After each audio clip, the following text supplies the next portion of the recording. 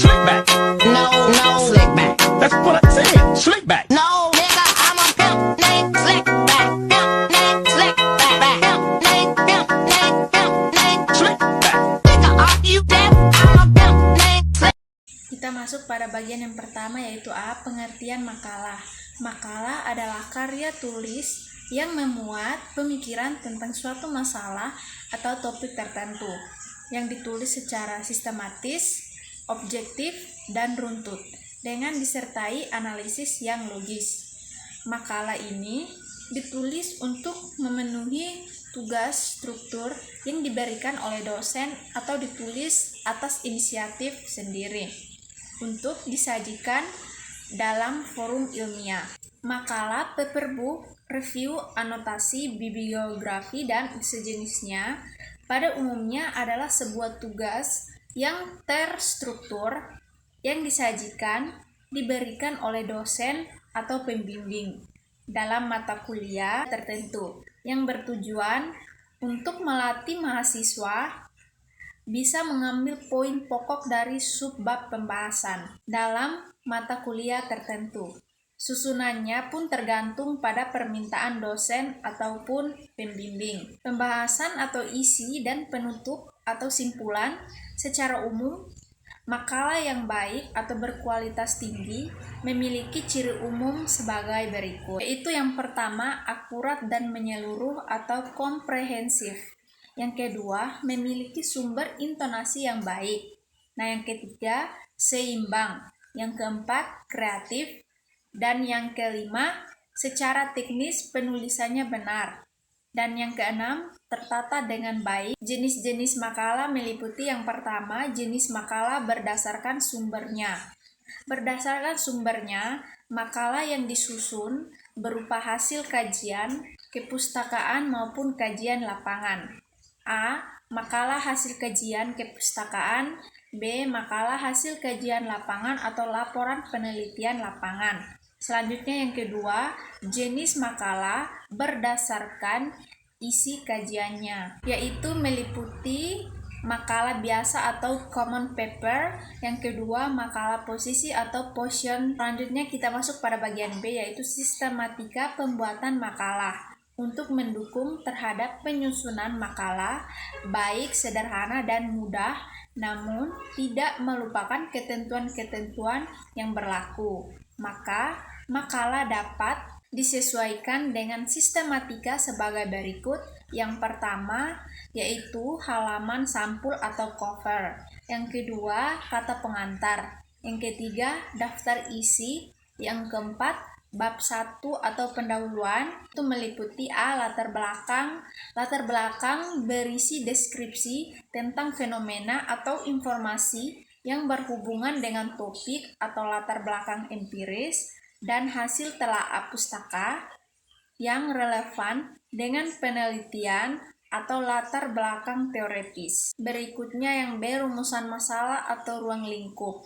Masalah dirumuskan dalam bentuk kalimat tanya yang meliputi penjelasan istilah dan kedalaman ilmu atau area pembahasan. Selanjutnya yang bagian C, yaitu tujuan. Tujuan meliputi antara lain hal-hal di bawah ini. Usaha pokok yang akan dilakukan, tujuan yang ingin dicapai atau umum dan khusus, atau tujuan ilmiah dan praktis.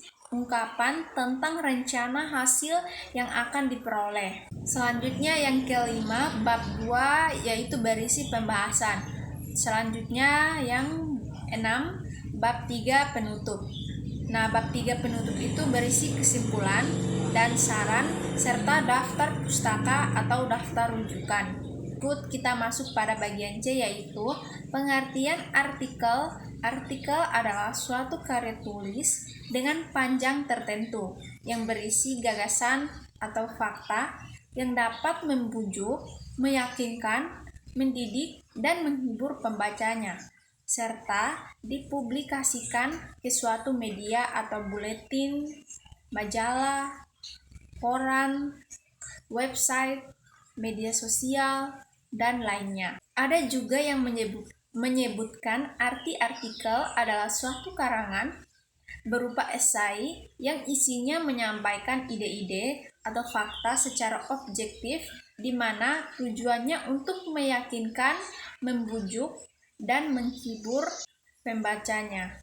Menurut Kamus Besar Bahasa Indonesia, artikel merupakan karya tulis secara lengkap seperti esai pada majalah atau laporan surat kabar dan lain sebagainya. Sedangkan menurut Sumandiria mengatakan bahwa artikel ialah karya tulis lepas yang isinya berupa opini yang membahas tentang masalah yang sifatnya aktual dan biasanya bersifat kontroversial dengan tujuan menghibur atau memberitahu, mempengaruhi, dan meyakinkan para pembaca.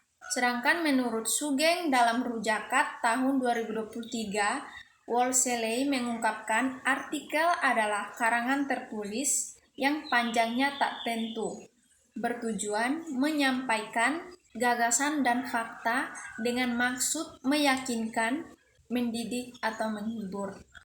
Berikutnya yaitu ciri-ciri artikel, yaitu yang pertama lugas, yaitu berisi penulisan langsung menuju persoalan.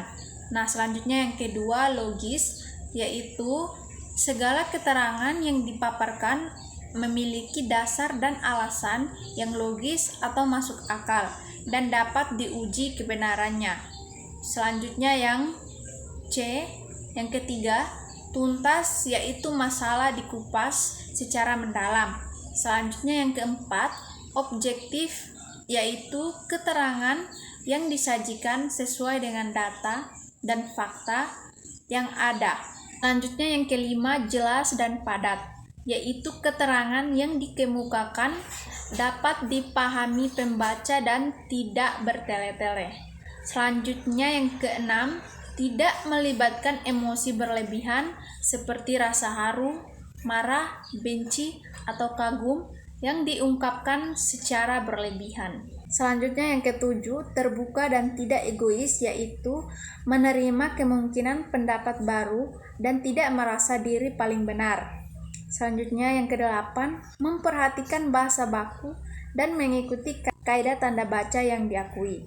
Selanjutnya yang kedua, jenis-jenis artikel berupa narasi, deskripsi, eksposisi, argumentasi, persuasi. Selanjutnya masuk pada bagian D, yaitu langkah-langkah menulis artikel secara umum.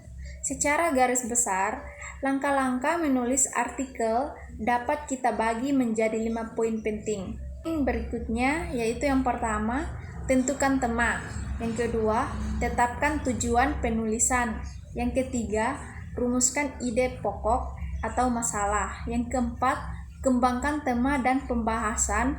Selanjutnya yang terakhir, buatlah kesimpulan.